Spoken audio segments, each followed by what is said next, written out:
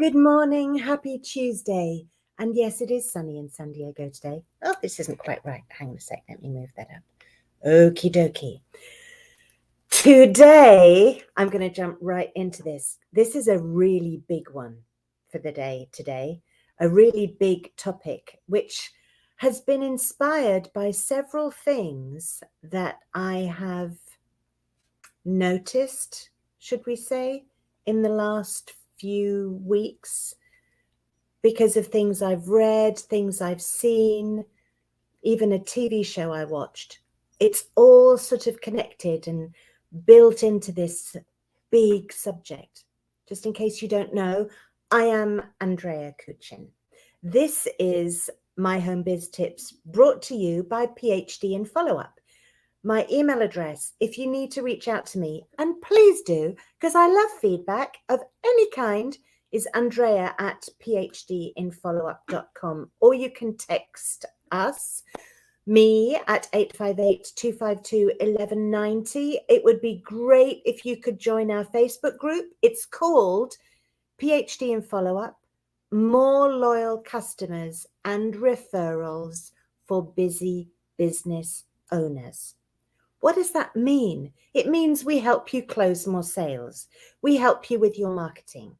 I was talking to someone a couple of weeks ago, a practitioner, well, someone who helps people, really genuinely helps people, who has a business, who told me I nearly gave up because I didn't realize the marketing bit was going to be so hard. So our purpose in life is to make sure that nobody gives up, because everybody who is doing something to serve humanity and help mankind has value and needs to be doing that. So our aim is to make sure that you get loads of referrals, that you get customers who stay with you forever and ever, and that you do that relatively easily. So in the context of that, let me tell you what I was going to talk to you about today. This is really, really big. There is something that we are pre-programmed to do, which is not only killing our businesses, but it is absolutely destroying our lives. And I'm going to explain to you slowly what that is, so that you understand where I got to the thought, okay? So some years ago, I met a gentleman who was a business consultant, and he helped businesses with their marketing. And I sometimes called him coach, and he said, no, I'm not a coach. I'm a consultant. And at the time, I wasn't really clear on what the difference was. You have the answers. You teach people what to do in order to improve a certain situation in their business, whatever that might be. You are sought for advice. You have experience. You have the answers, the solutions. What is the difference? Okay, so I had that floating around in my mind. Obviously, I solved the question. I answered the question for myself not too long later, with his help, admittedly. But the point is that question was there. Now, I've been recently watching a TV show which has people in it doing things that they don't want to do and unable to stop themselves. Yes, I'm talking about addictions of various types here. It's incredibly sad.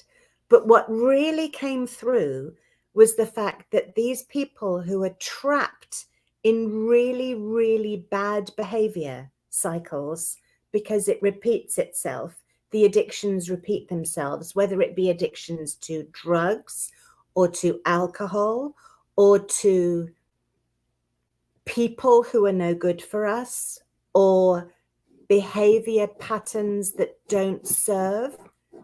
All these things came up in this TV show. And that got me thinking about the same kind of thing. So what is the difference between a coach and a consultant? or a mentor or a teacher? And what is it that's going on with people not being able to create the change in their life that they really want and they truly deserve? Which brings us back to the beginning again. What is it that we seem to be pre-programmed to do that is killing our businesses and destroying our lives, actually? I mean, it is destroying lives. That was very clear from the TV show I was watching. And there are millions of films and things on this subject, and people who've got experiences who talk about it, and people who are stuck in the middle of it. So I know I'm right on this. This is true. This really does happen. So what is it that we're doing? Well, drum roll, brrr, we are sabotaging ourselves. We are doing things we know we should not be doing because we know they will damage us, but we do them anyway. Because something is wired crazy in our minds. Right. So I'm not going to go off this subject at the moment, but I'm going to give you, I describe it as having a stuck down 7. Okay. So imagine you have a calculator. This is going back a bit. So in the old days, when we used to have calculators that actually had buttons on them, some of them were a little bit rubbery, and they could maybe get bent or caught somehow, which would mean that it had the effect of that number being continuously pressed, but you couldn't see that, right? So you would then try and do your calculation, and you would press the buttons, and the number that would come up would be utterly and completely wrong, just because this little 7 was still stuck. Does that make sense? That's not my invention. I didn't come up with that idea of describing it that way. But it makes complete sense to me, and I haven't come across anything else that describes it quite so clearly. It's not something that you're doing or I'm doing. I am the calculator. There is somehow a stuck down 7 that I don't know about. So whenever I try to process information, I get the wrong answer, which means that I then do the wrong thing, which brings us to what the difference is between a consultant and a coach. Because the difference between a consultant and a mentor and even a teacher and a coach is that teachers, consultants, and mentors show you what to do. They tell you what to do. They write books about it. They do talks about it. They host webinars about it. They are brilliant. The world needs these people, absolutely. Otherwise, we'd not be able to learn. I'm not saying it's a bad thing. I'm saying there's a difference. The difference between that and a coach is that the coach will show you how to do it, and more importantly, make sure you do it, right? That's the difference. The coach will actually make sure that you do whatever it is that you want to do to change your life, right? So the coach is like lifting the stuck down 7 off, because that stuck down 7 is there. There are things you can do to change it, but like I said, I'm not having that conversation right now. This is a very general conversation about how we stop sabotaging ourselves. And what do I mean by sabotage? Okay, so, and I think I saw this in an episode of Friends, or was inspired by this thought from an episode of Friends. Gosh, I watch a lot of television, don't I? So I remember a scene where one of the girls was deeply upset about something. It could have been a breakup with a boy or something. And she grabbed a tub of ice cream and ate it. And the idea of the story was that she sat there and she just ate the tub of ice cream from the freezer in its container. She didn't put it in a bowl. She just ate straight from it because she was upset about something. Okay. So when we are emotional, we do things that don't help us.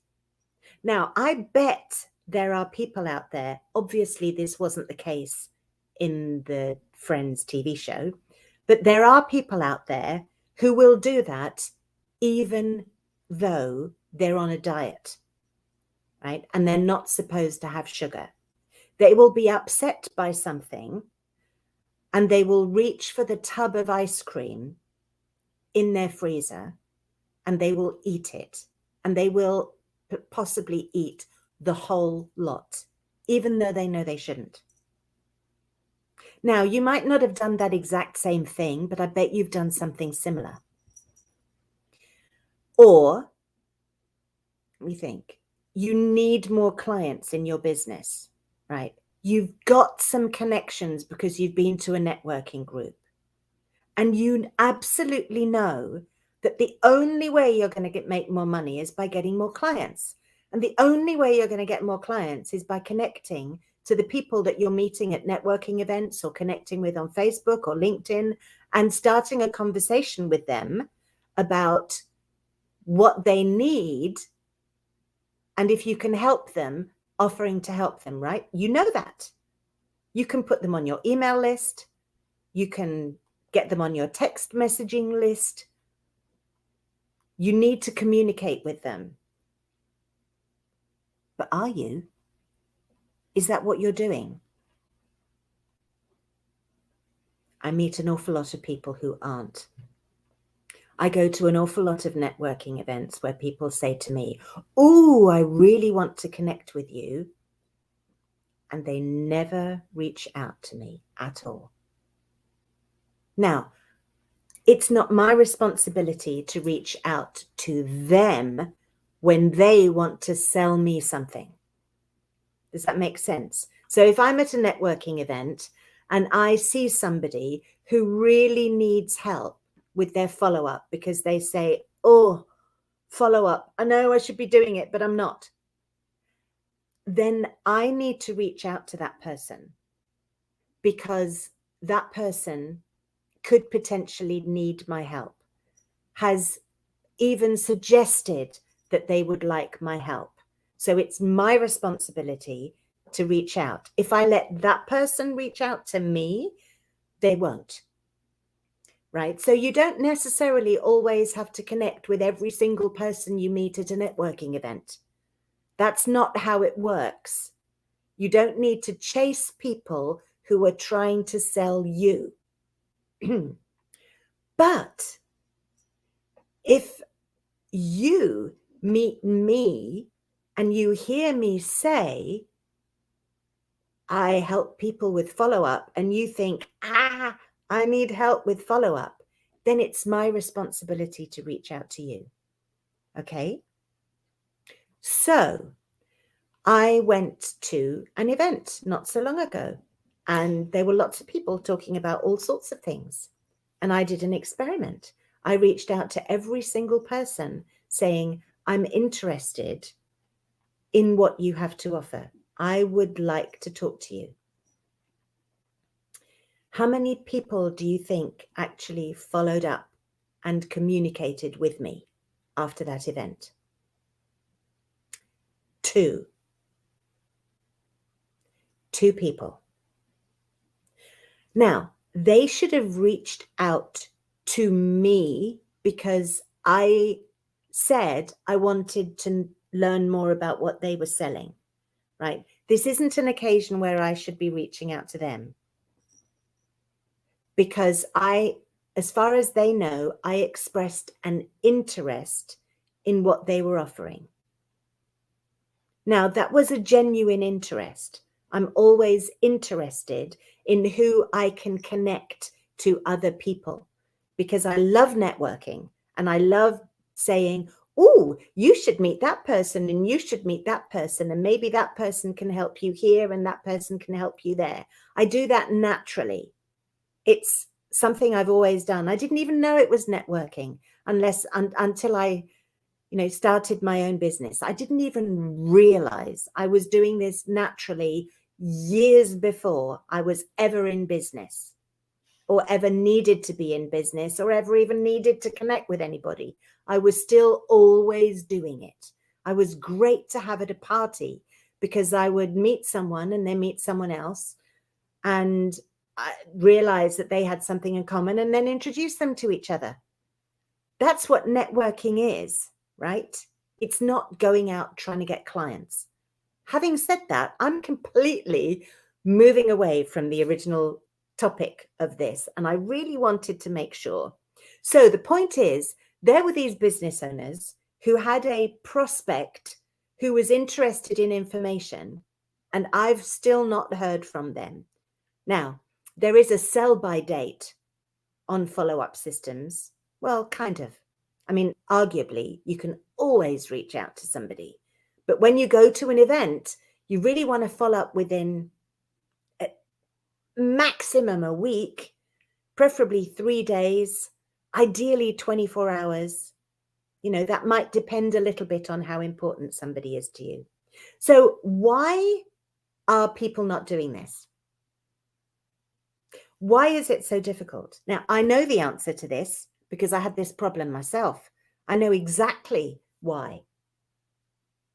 Loads of reasons. One, they weren't important. Somebody else was, and you focused all your attention on that person, or, 2 or 3 people, and you're focusing all your attention on that people, on those, 2 or 3 people. You might even have got one of them signed up as a client, and now you're doing the onboarding process with them, or you're training them in whatever it is that you're, whatever it is, that's a really good reason. Or you might not be quite sure what to say or how to introduce yourself. Yep. Or now you realize that it's got a bit late. You feel a bit embarrassed about the fact that you didn't connect with that person, so you don't actually know what to say, and you're still thinking about it. Or there are so many different ways of connecting with people nowadays. We can text them, we can email them, we can connect with them on Facebook, or we can connect with them on LinkedIn or Instagram, or hundreds, it seems, of other places. So where do we reach out? That's another thing. Or you could even make a phone call, but that phone weighs 400 pounds when you have that thought, right? Or you actually need to make sure that you don't already have them in your contacts list and you're not already connecting with them, but you've been a bit too busy to do that. And you really think you should get a VA, but you haven't got one yet because you don't know whether you can afford one. So that's kind of sitting in a sort of to-do list or a to-do pile of stuff. My to-do pile is was beyond the scope of this screen. Do you understand what I'm saying? I'm saying there are lots of really real reasons why you're not doing whatever it is, whether it's not eating ice cream because you're trying to lose weight, or whether it's not following up with those clients or those potential clients because other things get in the way. Now, the brutal real truth is you have a PhD in excuses, right? You need a PhD in follow-up. You need a system that will make it easy for you. But going back to the beginning of the conversation, you have a stuck down 7. That PhD in excuses is actually the equivalent of your stuck down 7. It's there. You almost don't even really know that it's there. And everything you're thinking about is coming up with crazy answers, which is basically the excuses. Oh, I can't do that yet because I've got to do this first. I've got to collect all the information before I send out the email, and I haven't finished this thing yet. And my promo piece needs to be redone because my telephone number's changed, whatever it is, there's always something that will hold you back. And this is where the coaching comes in. This is the difference between the consultant and the coach, because the consultant will sit with you and work out a strategy and then wave you goodbye, because they've done their job. They have found the problem and they have given you the solution. And good consultants give you fantastic solutions. They might even give you a check sheet to go through to make sure that you're doing all this stuff. But they're not going to be there on a daily, weekly, monthly basis, whatever it is, to help make sure you take those steps. Did you know that 97% of people who pay money to do an online training course of some kind don't complete it? Now, I'd be interested to know what the percentage is of people who don't even start it. I don't have that statistic, but that's 97% of people who bought a training course because they wanted to do it, didn't finish it. Why not? Because the reasons to do something else instead got in the way. The emotional trauma that makes you reach for the tub of ice cream happened in your business as well. Because there wasn't somebody there who was saying, hey, Andrea, did you do that follow-up? Why not? Let's sit down together and do it now. Which brings me round a little bit to something I did, I can't remember, 2 or 3 weeks ago, maybe longer, but relatively recently. I did a video on the chicken and the egg, what comes first. And it was about your mindset or taking action.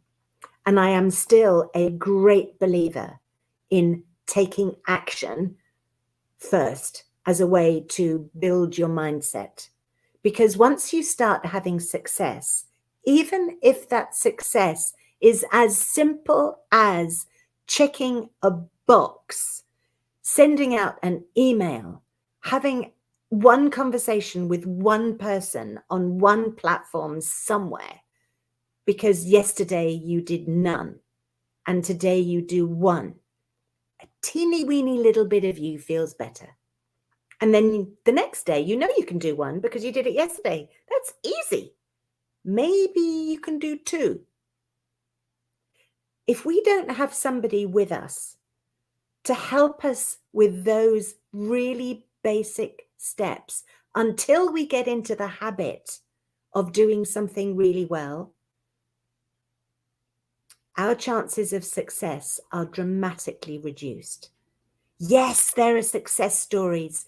Yes, there are people who've done amazing things and achieved incredible success.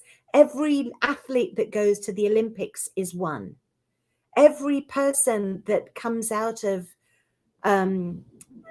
AA not drinking is one. Every business person that survives and makes money is one. But they're exceptional if they did it on their own. And I will bet you hands down they didn't. I don't think anybody has ever achieved success on their own, completely on their own. They've all had people who've supported them on the way. And nowadays, in this super, super connected universe, we isolate ourselves because we don't reach out and we don't ask for help. We think we can't afford it. It's expensive. Yes, it is. Time is expensive. And when you're working with somebody, they're giving you their time. And that's worth something. But when you pay for something, you also value it more. You know, I mean, I know that disagrees with the 97% of people who don't do the training course they paid for. But then, you know, if a training course is $7.99 or $37.99, that's an easy amount to lose. Again, this is going a little bit too long and a little bit off subject. So let's just go back to the beginning again. We know there are certain things that we need to do to create success in our businesses and in our lives, in our personal lives. But because we sometimes get upset and we get emotional and we get overwhelmed and we get frustrated, we more often than not don't take those steps. And then this problem snowballs, because now that we haven't done them, it's made it worse and we feel worse about ourselves and we haven't done it and so on. So the way to overcome that is to learn to be accountable. You must be accountable to yourself. That's what gets things done. You must take action and hold yourself accountable. Now, unless you have a brilliant team supporting you or you are superhuman, the chances are you're struggling with that. If that's the case and you want to break through, please seek help. Please seek help. I mean it, because that way you'll win. And also, if you're working with someone who's helping you, they'll win too, because it's a knock-on effect. It's like a smile or a laugh. You know, when people smile at you or laugh, it's difficult not to do the same. It's the same thing, right? We feed off each other. We get positive emotions from each other. We get negative ones from each other as well. So reach out to help somebody and have somebody help you. If you're so broke, you can't possibly afford to even join a mastermind group or something like that, then join a Facebook group where you'll get some inspiration and some support. Join my Facebook group. Here you are. Join our Facebook group. PhD and follow-up, more loyal customers and referrals for busy business owners or overwhelmed business owners or business owners who are thinking, I'm going to give up because this marketing thing is way too hard. If you're there, close to there, or know somebody who's there, jump into the group. It's free, right? If you've got questions or concerns, email me, PhD and follow-up.